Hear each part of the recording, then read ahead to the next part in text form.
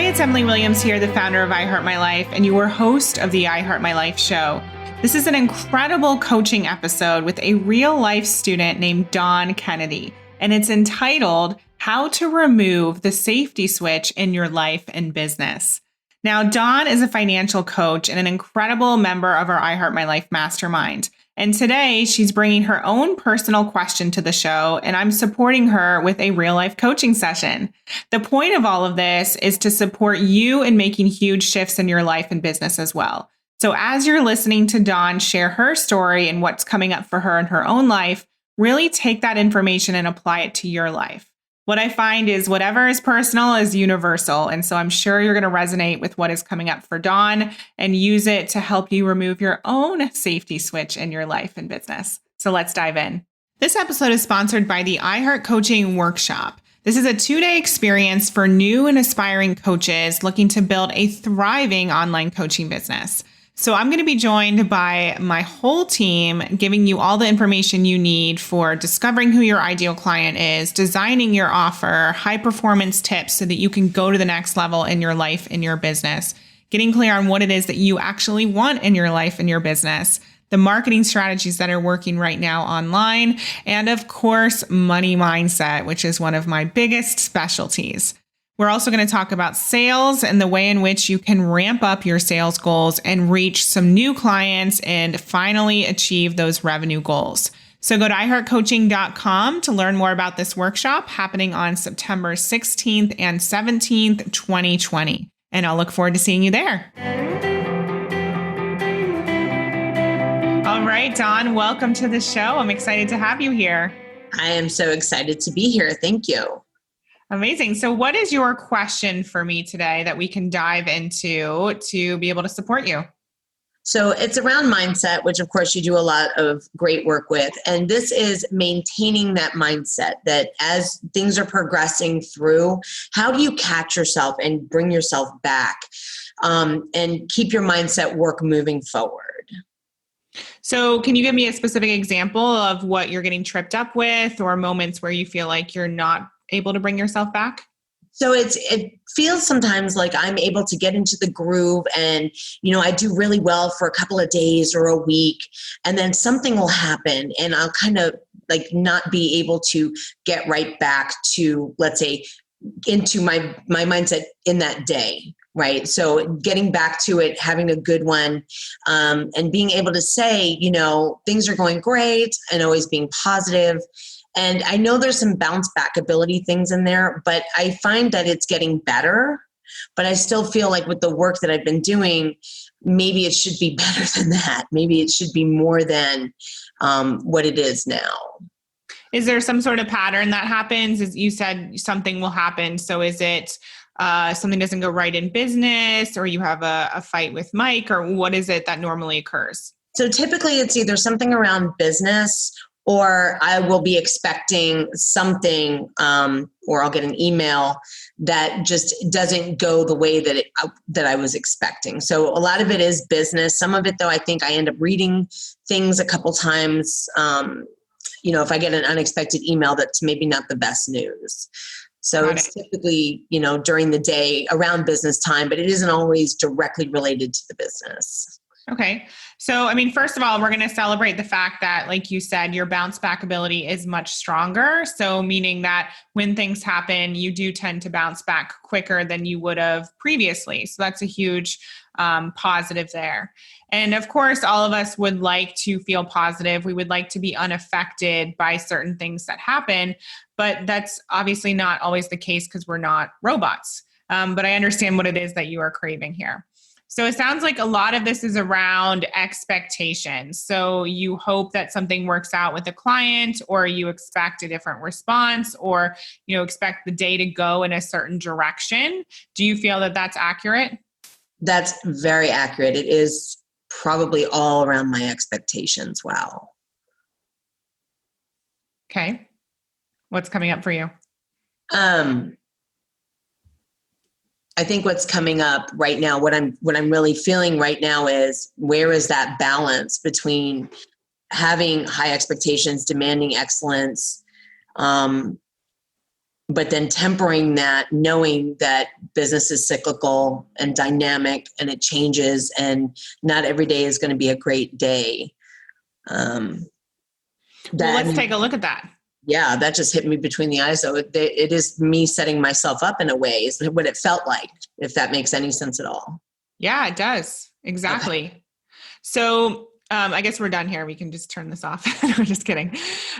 So what happens for all of us who are driven is that, of course, we have goals. Of course, we have expectations. And then the moment where, like you said, you get the email or something happens where the sale doesn't go through, or there's a conversation that you don't want to have that has to be had, that brings us down a notch. And what we have to recognize is, like you said, business is cyclical, and we are on this journey that ultimately we can't control. We can control ourselves and our responses, but for example, no one knew that COVID was going to happen. That's completely out of our control. We can't do anything about that, but we can choose the response that we have to the situation and how we show up.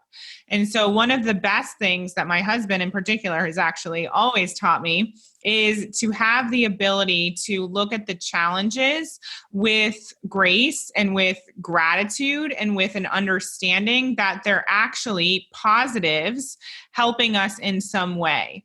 And this is, again, something that I'm definitely a work in progress on as well. But when you said, that there are good days and bad days, what if even on the quote bad days, those are actually good days because they're moving you in a certain direction, or they're creating strength, or they're providing a different perspective? How would it feel to flip the switch on what you consider a bad day? Right. Yeah. And looking at them, for, I guess, the lesson that's in them, rather than for the things that I didn't feel went the way I wanted them to. Right. Because I feel like even if we look back, obviously know a lot of your story, are there things where, or even days where it was incredibly challenging and you were down on your knees or crying or whatever? Were there days like that where, looking back, it was actually a positive, or it helped you have awareness, or it developed some sort of strength within you? Can you identify any of those days? I can. Yeah. Definitely there were times where I didn't know what the next day was going to hold. And sometimes it sounds crazy, but it kept me grounded.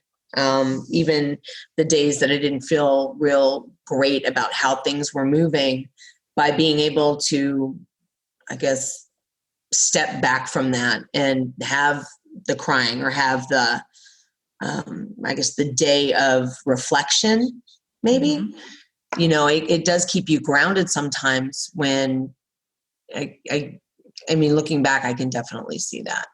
Definitely. So tell me what you mean about being grounded. So sometimes we can get a runaway train with our thoughts. And I don't know if I'm the only one on the planet that has that happen, but good things can be going on. And again, you're having this expectation, this anticipation that all things are good, or it can go the other way. And you can be having, I used to honestly believe this idea that bad things happened in threes. I was raised that way. And so it was always this thing where if one thing happened, you'd be looking for the other two.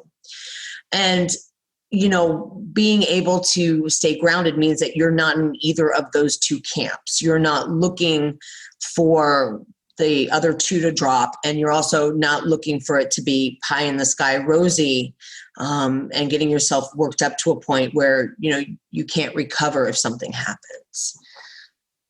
So here's what I'm identifying, Dawn, that might also play into some of the financial questions that you have.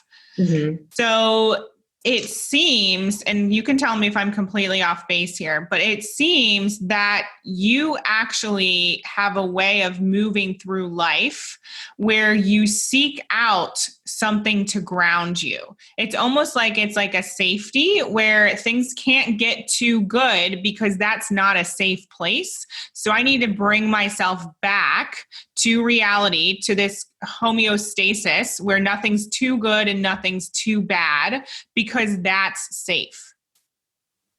Yeah, you nailed it. Right. Which is so interesting. So what I'm saying here is not that this challenge is designed to ground you. This challenge is designed to make you greater. Wow. Okay. Yeah. What's coming up for you? So when you're in it, it's hard to see that. Exactly. It is. And one of the things that is going to be game changing for you and was for me to be able to see, they all say the silver lining, be able to see the silver lining while you're in it. Right. To look for it. Yep. Right.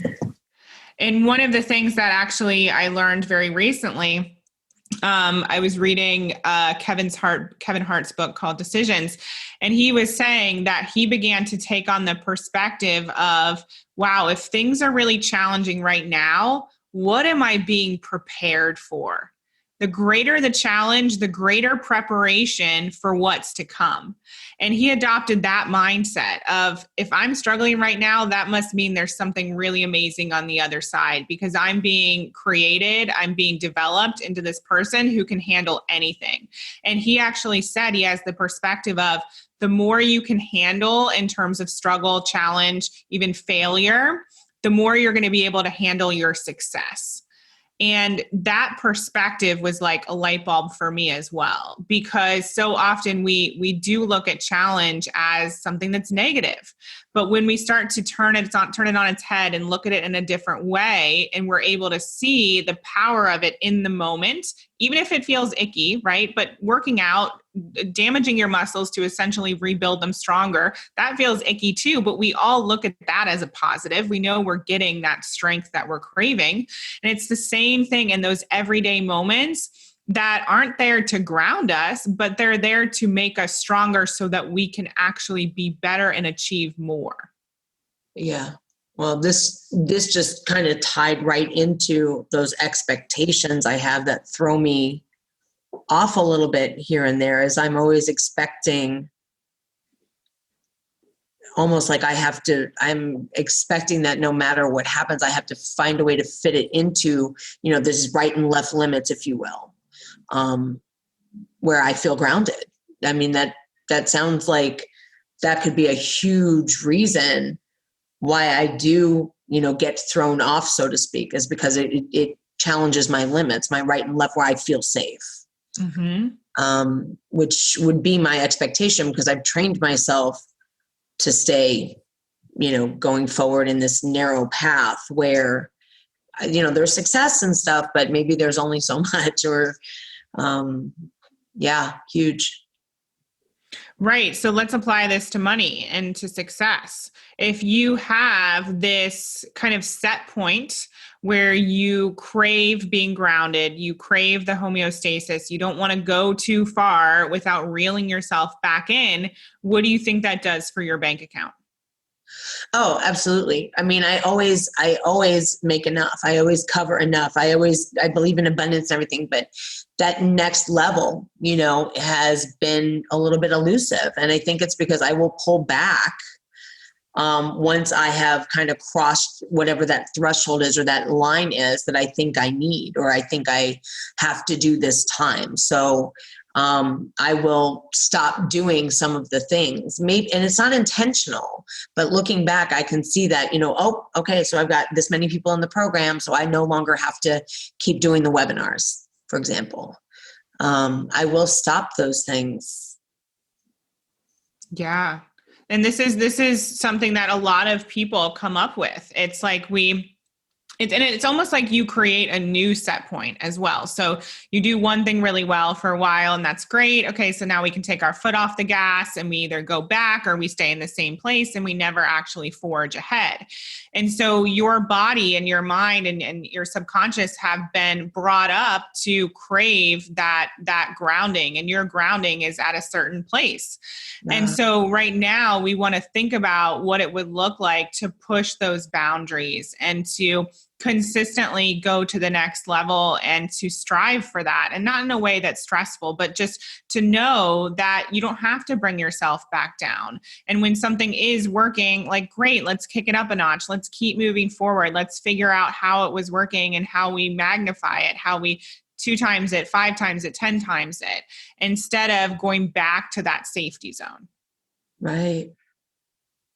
This is so interesting, because I have read, The Big Leap and all these other things, and those books have resonated with me. But I always thought it was, because I'm being open-minded and I have been doing the mindset work. But this seems like almost the safety switch is deeper than I thought it was.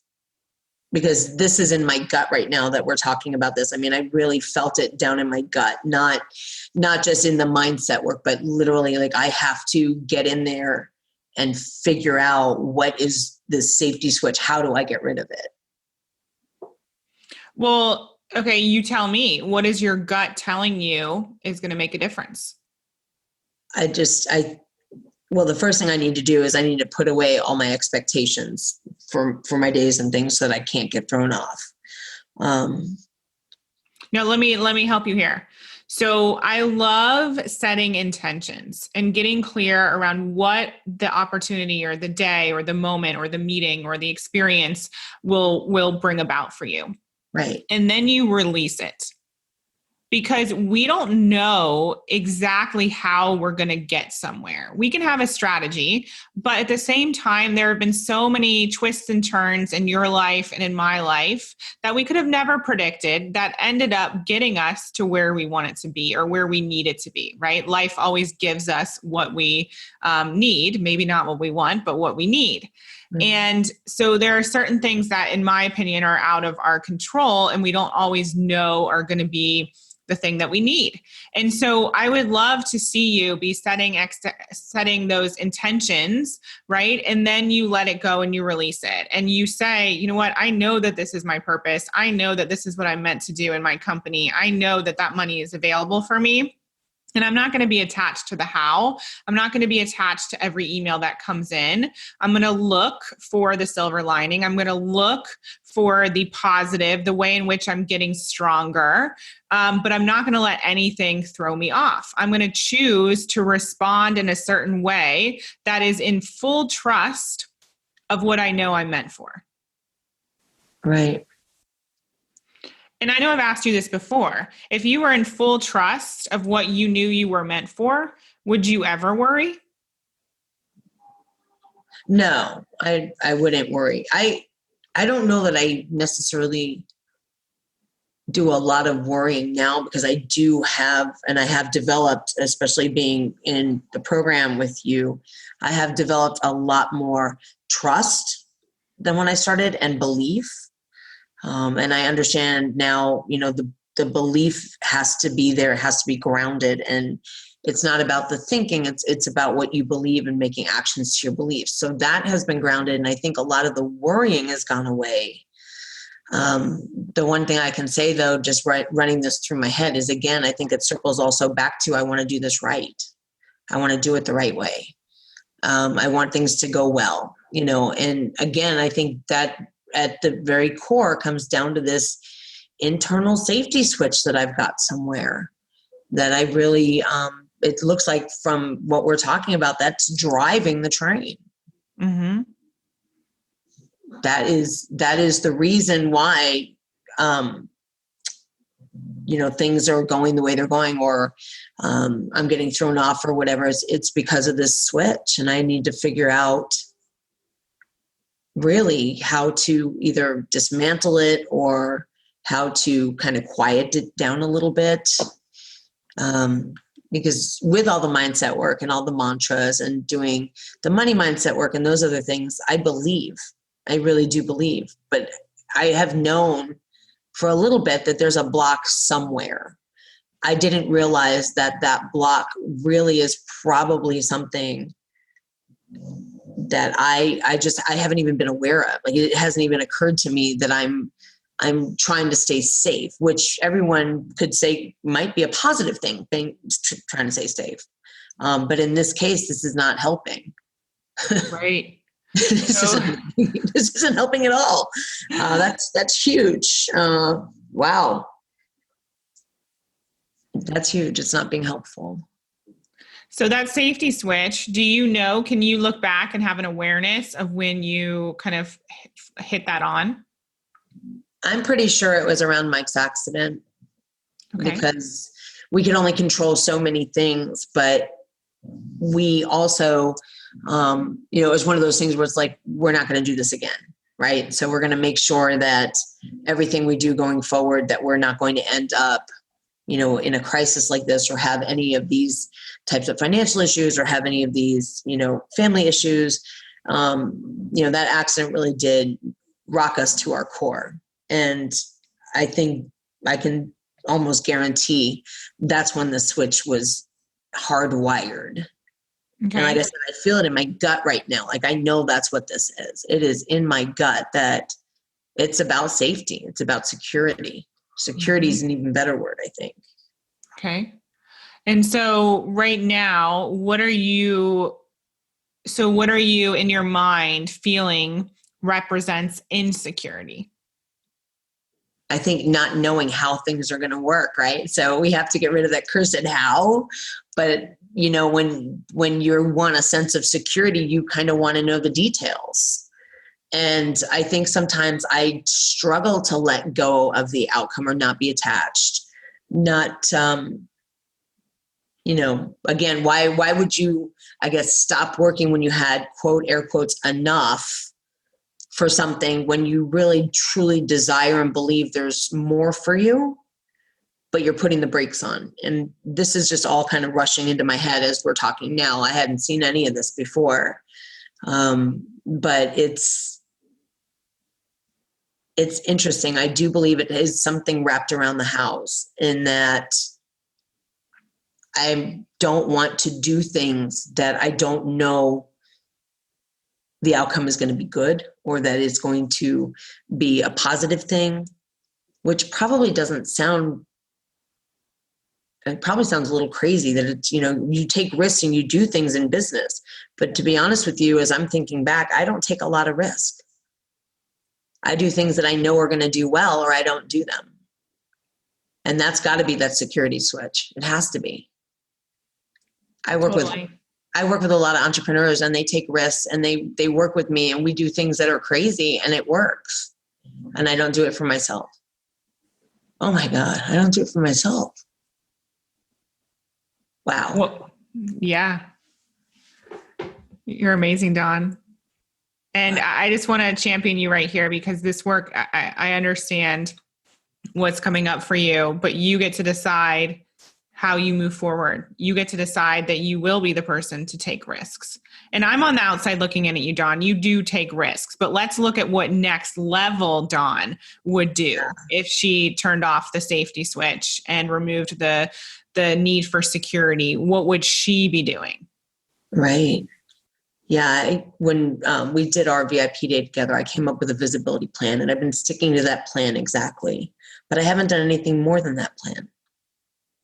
And it includes so many Instagram stories and IGTV, so many Facebook, like just exactly getting me more visible than I was before. But I haven't done anything above and beyond that plan, which seems really silly, because there's plenty more time in the day, and I could be doing webinars and some other things to get the message out there if I wasn't so afraid that it would take me outside of my safety, my comfort zone.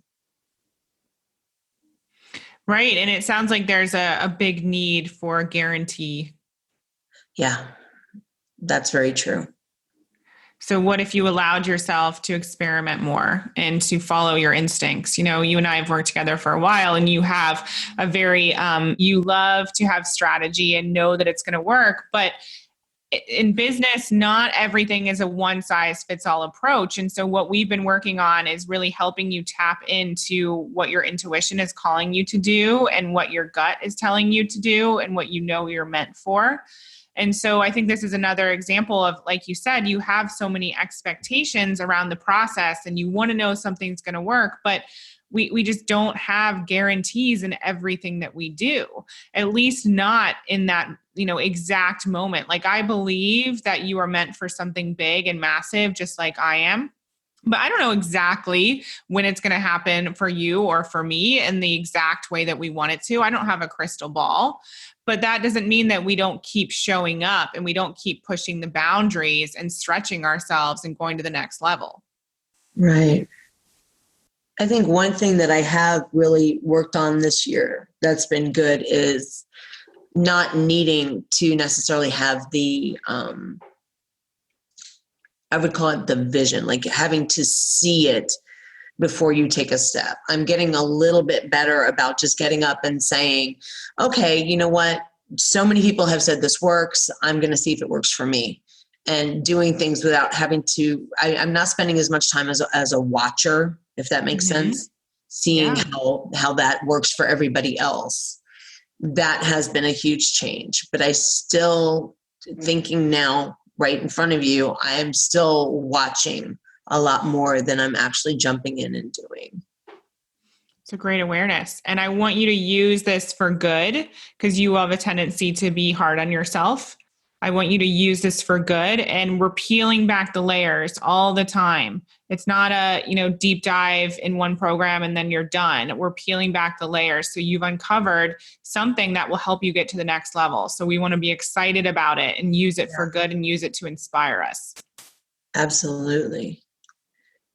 Yeah, this is really amazing. I didn't realize, sometimes it's very easy to say, maybe it's not my time, but you know what? I can honestly see where, I wouldn't say I'm sabotaging. I'm just not playing full out, if that makes any sense. It does. And I want you, after this session, to take a look at where that comes from. So I know that the accident helped create, it might have created an additional safety switch for you, but I know that there are multiple safety switches that have been developed since childhood. Was there somebody in your life who was more addicted to being safe, didn't want to take risks, didn't want to put themselves out there?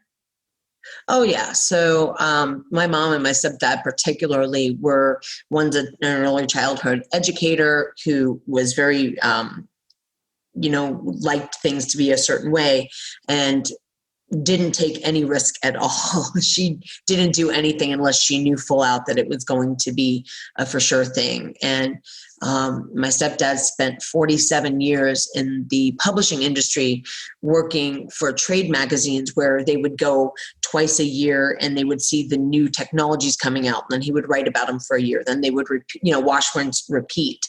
Neither of them took any risks. They're not entrepreneurial. They were very hardworking, but nobody in my family was a risk taker. And my brothers and sisters too. I mean, they look at me as kind of the odd duck sometimes because I have, a supervisor at UPS and another teacher and a nurse, and, none of them are risk takers. Every one of them hedges before they'll make a decision to do something. They're all very, very conservative with their risks that way. Got it. So so this goes really deep. It does. Yeah. I'm kind of the trailblazer, I guess, if you will. Right. And you are, and there's still a part of you though, that wants to be connected to the family lineage and the way in which things are done and remain in that safe place. So every single day, it's your job to be on high alert for when your mind is trying to bring you back there. And like you said, you didn't even know it until now. Sometimes we think we're showing up as all in, but it's a little tweak that makes all the difference. And honestly, like we all have this where we go to the next level and then all of a sudden we bring ourselves back because the mind goes into fear, whether we recognize it or not. So your job is to be super aware. Yeah, definitely. Awesome, Dawn. How was this session for you? Amazing. And a little convicting in a way, because I do see that there are places I'm not playing full out, but I didn't see that before. And it's very interesting to uncover this. And again, it's a gut thing. kind of like deciding in your gut instead of in your head. This is a gut thing that I know I need to sit down and really marinate in this and figure out how to either create some kind of system so that if I start to see certain things, I'll know to push past it. Because being aware is great. I, as you know, I like strategy. So I'll got to figure out how to make sure that now that I'm aware of it, I'm getting a handle on it, even if it takes a little while to make it permanent. Yeah. So I have a suggestion for you. When you're making your strategy or when you're working with us within the mastermind, really ask yourself, is this, Dawn at her current, level of success, or is this Dawn 4.0 or 10.0 or whatever? Like, how would that person be showing up today? And you can be asking yourself that as you're mapping out future strategy, daily strategy, thinking about the action that you're taking, the visibility.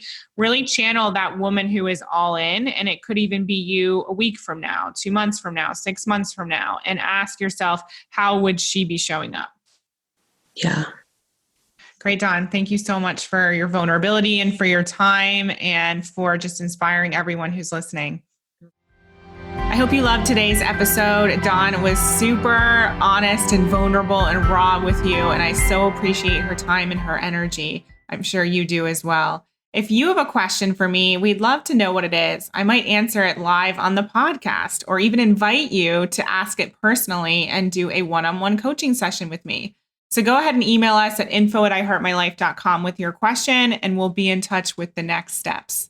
So until next time, I'm Emily Williams. Thank you for being a part of the I Heart My Life show. If you know anyone who needs this episode, definitely send it their way. And I'll talk to you soon. We hope you loved this episode. Thank you so much for being an avid listener of the I Heart My Life show.